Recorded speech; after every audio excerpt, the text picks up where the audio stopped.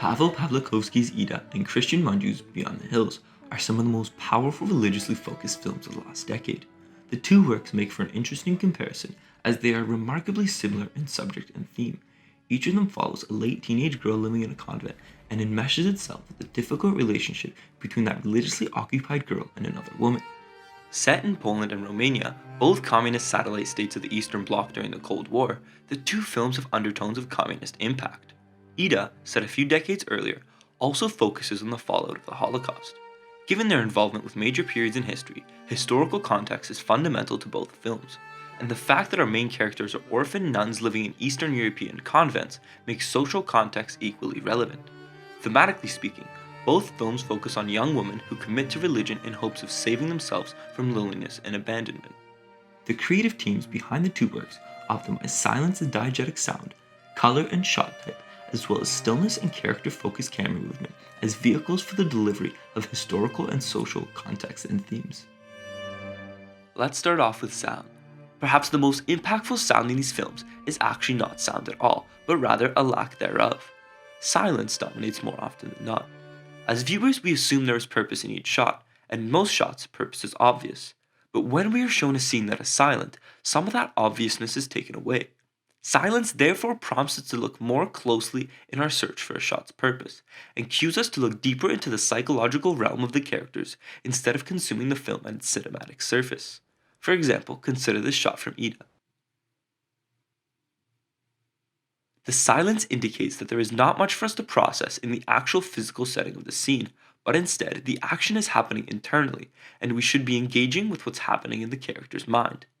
This effect is all the more applicable to these films in which much of the conflict is in fact internal. Unlike an action movie, for example, in which we see the majority of conflict directly on screen. In each film, these silent scenes, often accompanied by shots that are rather still and long in duration, also serve to make their viewers somewhat uncomfortable. This discomfort is appropriate as it coincides with the life experiences of our main characters, and also mirrors the consistent discomfort that existed in Eastern Europe at the time, inside those who lived through the Holocaust and the communist period that followed not long after. If a scene is not near silent in either of the two films, there is a notable presence of diegetic sound. The sounds of daily tasks, weather, and animals are just some examples of the subtle yet distinguishable sounds heard throughout the films. These strong diegetics are responsible for creating the environment in which our characters live, and therefore share an aspect of convent life that is beyond just visuals. Also, the fact that these diegetic sounds often interrupt the earlier mentioned silent scenes draws greater attention to them and makes them that much more impactful. The only discernible difference between Mungiu's film and Pawlikowski's film in terms of sound is the fact that Ida occasionally features a subtle synth. Doru Pop, professor at Babes Bolea University in Cluj, Romania, provides some reasoning for the lack of music or any additional sound in Beyond the Hills with the following statement. The key to understanding Mungiu's work is being aware of his fundamentally neo-realist approach to filmmaking, which demands that cinematic objectivity be maintained in the treatment of social reality, to avoid intervening in the viewer's understanding of that reality. It seems as though, in Mungiu's approach, the addition of music, an artificial addition, would impede on the integrity of the cinematic reality of his film. Having recognized the effect that silence has, as well as the purpose of the diegetics that interrupt that silence, sound can be considered one of the most fundamental components to both works. Moving on to cinematography, perhaps the most immediately noticeable creative choice in these two films is the use of color. Materials in Beyond the Hills, such as clothing and decor, are shown in lifeless and cold tones and hues. Each frame looks as if it were dulled and drained of its color. Ida takes us even further as the film is black and white. Lack of color in both films alludes firstly to the dulled emotional state of our main characters, and the lack of warm emotional notions of love or affection. But more importantly, this lack of, or near lack of color, parallels the lifeless life that existed in Europe during the Holocaust and during the Soviet-controlled period, during which it was said that commitment to a political cause took precedence over human relationships. In Ida, this connection to historical context is made even stronger with its odd use of framing. Characters are often positioned at the edge of the frame, and Pawlikowski seems to value presence and absence equally. This spatial misalignment mirrors the misalignment of religion, wealth, and political views under the communist regime. More on cinematography, one would also notice the two recurring types of shots in both films. The first of these is the landscape shot.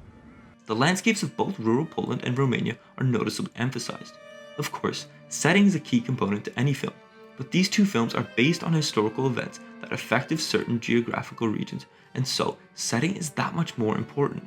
The directors periodically interrupt the narrative with a shot of the landscape in order to upkeep the importance of the characters surrounding in geography, and to remind the viewer of the setting's thematic relevance. The other type of recurring shot is the shot through glass. Characters are often seen through a window, a glass door, or even a car door. Glass is visually transparent, but still creates a physical barrier, and this physical characteristic of glass is a metaphor for life in the Soviet satellite states during post-war communism, where government would claim to be transparent with its people while placing barriers on information. Ultimately, people in power would prioritize their own interests. This practice was just one area of the corruption that defined communist government at the time, and this corruption has yet to dissolve in many Eastern Bloc countries. Manju himself notes that, in very many countries and communities, especially where I come from, this issue of corruption is the biggest issue of today. Each of these choices made in cinematography were not coincidence. The lack of color as well as these two shot types contribute to a more complex connection between these films and their historical contexts. Within cinematography, camera movement is crucial to both films, and oddly enough, the absence of camera movement is actually quite relevant. In Ida, every shot is fixed. The camera simply does not move. In one of his interviews following the release of Ida, Pawlikowski gives reason for the lack of camera movement by saying, "My films are about stripping reality to essentials and centering on the image, body language, and behavior. I'm not concerned with being cinematically virtuosic." Beyond the Hills is shot handheld, and so there is a very gentle and subtle sway, but still no substantial movement in most shots. Manju's explanation is as follows. "I try to set up the scene as if you are witnessing the whole situation yourself, and it's up to you to decide what's important in that shot." The lack of movement in both films also agrees with the way in which European life under communism was held static and suppressive to growth. When the camera does move in Beyond the Hills, it tends to be a follow shot.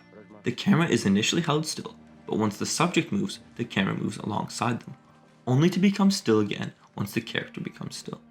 These frequent shifts back and forth between stillness and movement mimic the lives that the two girls have lived as a result of their social context, being orphans in communist Europe.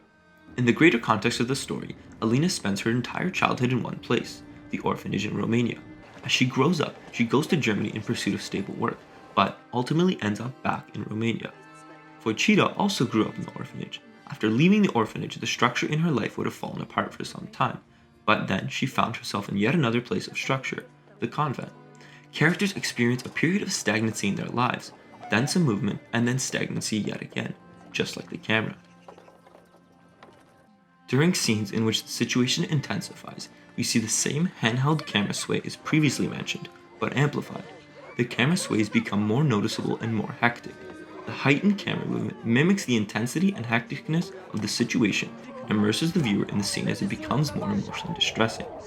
These various styles of camera movement have both cinematic and thematic effects in the two films. We've seen that social and historical contexts are deeply embedded in Ida and Beyond the Hills. Silence and diegetic sound, color and shot type, and stillness and character-focused camera movement make the delivery of these contexts and themes possible. Pawlikowski and Manju share much commonality in the composition of these two compelling works, but it's interesting to see the subtle differences between a Polish take and a Romanian take on religious life in the context of these countries' deepest historical scars. Although both films focus on the suffering that has resulted from communism, it seems like the purpose of Beyond the Hills was to contrast Romania today with the state of Romania back then, and therefore to show progress. Manju describes it this way. Of course, there's been a lot of progress in Romania, historically speaking, since the fall of communism. But it's just that people don't live on a historical scale, they live on a human scale. So, from a human perspective, you tend to focus more on things which are not yet solved. I wouldn't be surprised if Pawlikowski had a similar idea in mind. These two works are beautiful examples of how cinema can bring us back in time to appreciate historical struggles, and above all else, are sure to leave a lasting impact on anyone who decides to watch them.